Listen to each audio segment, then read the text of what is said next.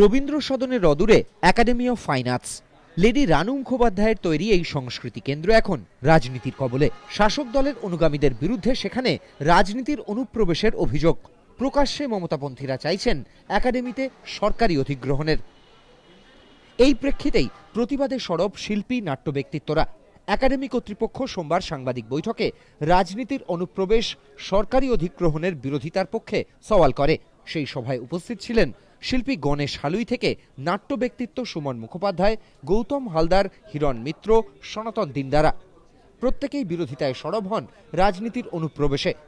সরকারি অধিগ্রহণের দাবিও খারিজ হয় বিদ্বজন মহলে। এমন কোনোদিন মনে হয়নি যে একাডেমি একটা বিশেষ রাজনৈতিক রঙে চলছে। সত্যি একটা বিশেষ রাজনৈতিক দল সেখানে ক্ষমতা দখলের চেষ্টা করছে, সেটা কিন্তু একদমই অনভিপ্রেত।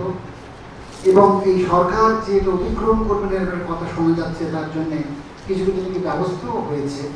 এটা অত্যন্ত হাস্যকর লাগছে আমার কাছে। এই দলীয় রাজনীতির মারামারি বা চেঁচামেচি বা খালি ছোড়াছুড়ি, ক্ষমতা দখলের এই লড়াই, এটা আমরা সারাক্ষণ চারদিকে দেখছি। সেটা যেন অন্তত এই একটা জায়গা থেকে মুক্তি পায়। সরকার অধিগ্রহণ করলেই যে একাডেমির শ্রীবৃদ্ধি হবে এ কথা মনে করছেন না বিদ্বজনরা। উল্টে তাঁদের দাবি, সরকার যেগুলির দায়িত্ব নিয়েছে সেগুলির দিকে ভালো করে নজর দিক। যে সরকারি প্রতিষ্ঠান বা সরকার যে নিলেই যেটা ভালো হবে কোন কারণ। আজকে দিল্লিতে, বোম্বেতে অনেক জায়গা থেকে প্রদর্শনী হয়, বিদেশ থেকে যেগুলো আসে সেখান থেকে ফিরে যায়, কলকাতার আসে না। তার কারণ এখানে সেরকম ব্যবস্থা নেই, সেরকম বড় হল নেই, সেখানে শীততাপ নিয়ন্ত্রিত জায়গা নেই যেখানে প্রদর্শনীগুলো করা যেতে পারে। সুতরাং সেগুলো তো একটা উদ্যোগ নেওয়া উচিত। যেটা নেই সেটা করো, যেটা আছে সেটা কেন। একাডেমির কর্তৃপক্ষের বক্তব্য, রাজনীতির অনুপ্রবেশের বিরোধিতায় চিঠি পাঠিয়েছেন নাট্য ব্যক্তিত্ব কৌশিক সেন ও শিল্পী সমীর রাইচ।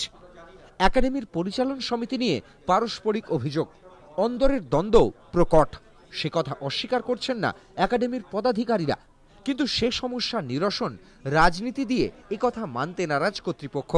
তাই শিল্পীদের হাতেই শিল্পের দায়িত্ব রাখতে প্রতিবাদী তাঁরা। কৃষ্ণেন্দু অধিকারী, এবিপি আনন্দ, কলকাতা।